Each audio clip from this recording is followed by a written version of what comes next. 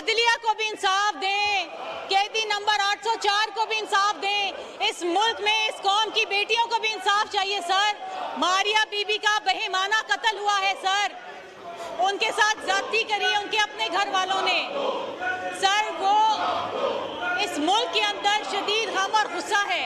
जिस तरीके से उसकी वीडियो वायरल हुई है, उनकी बॉडी को एक्सहूम किया गया है, जिस तरीके से उस पर इन्वेस्टिगेशन हो रही है सर, ये कौम जानना चाहती है कि क्या वो अनासिर थे जिसकी वजह से ये मामलात हुए हैं सर। अगर आप इजाजत दें जी, थैंक यू।